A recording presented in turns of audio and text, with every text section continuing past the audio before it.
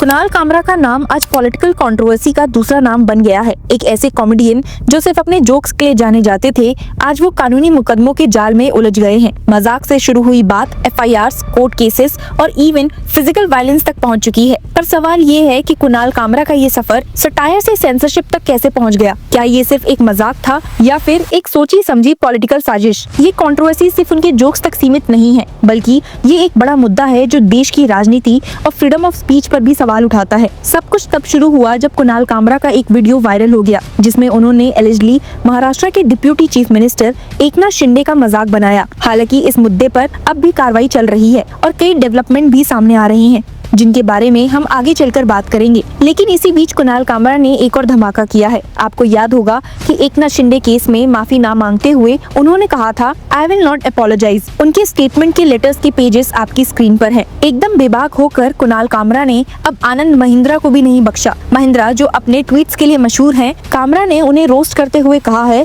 Thermodynamics, marine biology, radioactivity, हर चीज पे ट्वीट करते हैं, बस अपनी गाड़ियों की क्वालिटी पर नहीं। मुंबई तो स्पिरिट ऑफ मुंबई में क्या हो रहा है? फ्लड हो गया है, डबल डेकर बस झूल रही है पानी में। ठीक है, बच्चे जा रहे हैं उसके ऊपर, समर सॉल्ट मार रहा है पानी में। ठीक है, बह के सीधा श्रीलंका पहुंच सकते हैं। वहाँ आनंद महिंद्रा को वीडियो मिलता है। हमें लग रहा है कि ज्ञानी आदमी है, बोलेगा कि अरे क्या कर रहे हो बच्चों, मत करो, प्रशासन कहाँ है, ऐसा नहीं होना चाहिए, कोई ये बच्चों को रोकता क्यों नहीं। आनंद महिंद्रा वहाँ लिखता है, when life gives you lemon.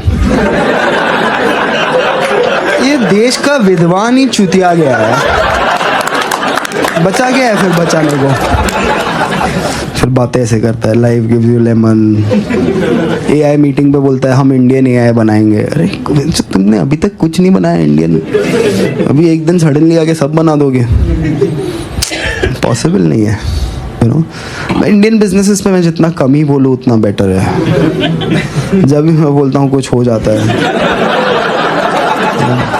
I've decided that why should I offend people? ये एक ऐसा जोक था जो सोशल मीडिया पे दो अलग अलग रिएक्शंस लेकर आया है। कुछ लोगों ने कहा कि ये सैवेज था, असली सटायर था और कॉर्पोरेट हिपोक्रेसी का एक कड़वा सच था। दूसरी तरफ आनंद महिंद्रा के सपोर्टर्स और इंडस्ट्री एक्सपर्ट्स ने इसे एक पर्सनल अटैक कहा और कामरा पर डिसरिस्पेक्टफुल होने का इल्जाम लगाया। हालांकि ये तो अभी ट्रेलर है, असली कहानी तो कामरा के अपने YouTube स्पेशल नया भारत में एक पैरोडी सॉन्ग परफॉर्म करने से जुड़ी हुई है, जिसमें उन्होंने एकनाथ शिंदे को गद्दार कहा था। ये शब्द एक ऐसा ट्रिगर पॉइंट बन गया जो पूरे महाराष्ट्र में एक पॉलिटिकल आग की तरह फैल गया। शिंदे सपोर्टर्स ने इस जोक को एक पर्सनल अटैक माना और कंप्लेंट फाइल कर दी। ये सिर्फ एक ऑनलाइन आउटरीच नहीं था, बल्कि इसका असर ग्राउंड लेवल पर भी देखा गया जब शिवसेना सपोर्टर्स ने मुंबई के द हैबिटेट कॉमेडी क्लब पर अटैक किया, जहां कामरा का शो परफॉर्म किया गया था। कॉमेडी क्लब के स्टाफ और मैनेजमेंट ने स्टेटमेंट जारी करते हुए कहा है कि उनका कामरा के कंटेंट से कोई लेना देना नहीं है, लेकिन तब तक डैमेज हो चुका था। शिवसेना शिंदे फैक्शंस के सपोर्टर्स ने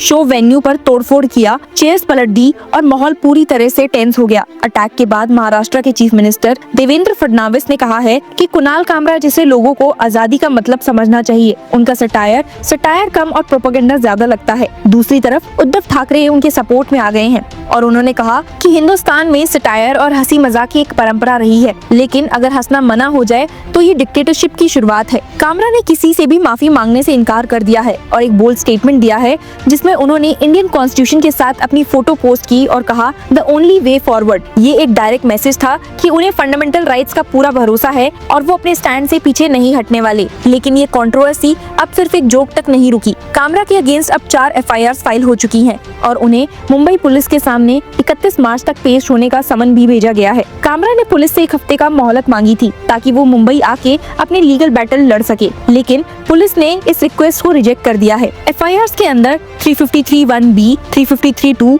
और 356(2) के चार्जेस हैं जो पब्लिक मिसचीफ और डेफेमेशन से जुड़े हुए हैं। ये भी चर्चा में है कि कुणाल कामरा ने मुंबई की जगह मद्रास हाईकोर्ट का रुख किया और वहां से ट्रांजिट एंटिसिपेटरी बेल मांगी। इसका एक बड़ा रीजन ये है कि उनका कहना है कि वो अब तमिलनाडु के विल्लुपुरम के परमानेंट रेसिडेंट है। इसी वजह से उनकी लीगल प्रोटेक्शन की रिक्वेस्ट मद्रास हाईकोर्ट के जुरिसडिक्शन में आती है। इस बात ने अब और भी ज्यादा स्पेकुलेशंस को जन्म दे दिया है कि क्या कामरा फिलहाल तमिलनाडु में छुप रहे हैं, क्योंकि DMK और कांग्रेस का अलायंस BJP के ऑपोजिशन में है। कुछ लोग कह रहे हैं कि ये एक पॉलिटिकली मोटिवेटेड मूव भी हो सकता है। आपको बता दूं कि कामरा ने मद्रास हाईकोर्ट में दावा किया था कि मुझ पर जो जो भी आरोप लगाए गए हैं वो मेरे फंडामेंटल राइट्स का क्लियर वायलेशन है। मैंने सिर्फ सटायर किया है जो एक डेमोक्रेसी का हिस्सा है। कामरा के वकील ने कोर्ट में ये भी कहा कि ये केस एक सिलेक्टिव टारगेटिंग का उदाहरण है। सटायर डेमोक्रेसी की एक फंडामेंटल प्रैक्टिस है, लेकिन जब ये सटायर किसी पॉलिटिकल लीडर या उनके सपोर्टर्स के खिलाफ होता है तो उसे देशद्रोह या डेफेमेशन का नाम दे दिया जाता है। कोर्ट ने इस केस को पॉलिटिकली सेंसिटिव बताया और कहा कि ये सिर्फ एक लीगल बैटल नहीं है, बल्कि ये देश में स्पीच और एक्सप्रेशन के अधिकारों का भी सवाल है। मद्रास हाईकोर्ट के जज ने कहा है कि हम समझते हैं कि सटायर और पॉलिटिकल एक्सप्रेशन के बीच रेखा पतली हो सकती है, लेकिन ये भी सत्य है कि डेमोक्रेसी सिर्फ तभी जिंदा रहेगी जब लोगों को बोलने की स्वतंत्रता मिले। कोर्ट ने फिलहाल कामरा को इंटरिम प्रोटेक्शन दी है, लेकिन मुंबई पुलिस से जवाब मांगा है कि क्या इस केस में अरेस्ट की आवश्यकता है। अगली सुनवाई 5 अप्रैल को होगी, जिसमें मुंबई पुलिस को ये सफाई देनी होगी कि उन्होंने कामरा के खिलाफ जो एक्शंस लिए क्या वो फ्रीडम ऑफ स्पीच के खिलाफ तो नहीं है। कोर्ट प्रोसीडिंग्स के बीच में एक और नया एंगल और कंट्रोवर्सी बढ़ गई जब संजय राउत ने एक एक्सप्लोसिव स्टेटमेंट दिया। उन्होंने कहा, मैं मेंबर ऑफ पार्लियामेंट हूँ, मुझे कोई भी फोन कर सकता है। जब महाराष्ट्र में लॉ एंड ऑर्डर का प्रश्न निर्माण होता है तो ऐसे लोगों से हम देखते हैं कि बाबा आप शांति से लीजिए, कुछ करो। मैंने इतना ही कहा है कि आप कानून के सामने जाकर अपनी जो बात है वो रखो, कानून से मत भागो। मुंबई पुलिस है, बहुत निष्पक्ष पुलिस है मुंबई की।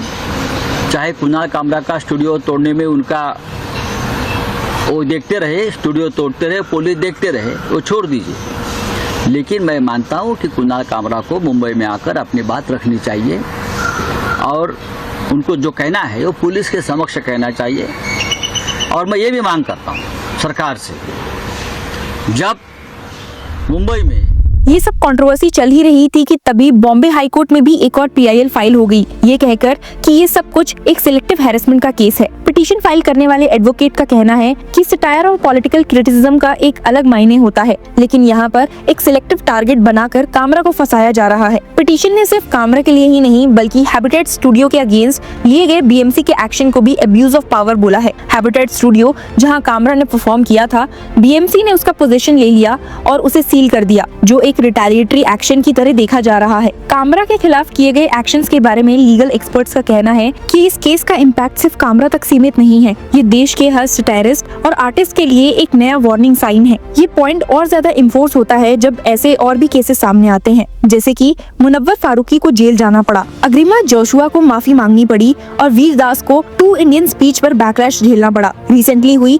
इंडियाज गॉट लेटेंट कंट्रोवर्सी भी इसी इशू को हाईलाइट करती है। कुणाल कामरा का नाम पहले भी कंट्रोवर्शियल पॉलिटिकल सटायर के लिए जाना जाता है, चाहे वो अर्नब गोस्वामी के इंटरव्यू का मजाक हो या फिर प्राइम मिनिस्टर नरेंद्र मोदी पर इनडायरेक्ट टॉन्ट्स। लेकिन इस बार का मुद्दा सिर्फ एक सटायर का नहीं है, ये डायरेक्ट पॉलिटिकल इन्वॉल्वमेंट का केस बन चुका है। बीजेपी के लीडर्स ने भी कहा है कि फ्री स्पीच का मिसयूज नहीं होना चाहिए और सटायर एक बाउंड्री के अंदर होना चाहिए। एक तरफ पॉलिटिकल लीडर्स कामरा पर डायरेक्ट और इनडायरेक्ट तरीके से टारगेट कर रहे हैं, तो दूसरी तरफ सोशल मीडिया पर उनका सपोर्ट भी स्ट्रॉन्ग दिख रहा है। कामरा का यूट्यूब वीडियो सिर्फ 2 दिनों में 6 मिलियन व्यूज क्रॉस कर चुका है और 58,000 से ज्यादा लोग कमेंट्स करके उनके सपोर्ट या ऑपोजिशन में अपनी बातें कह रहे हैं। आगे क्या होगा जानने के लिए stay tune with law chakra and keep following us.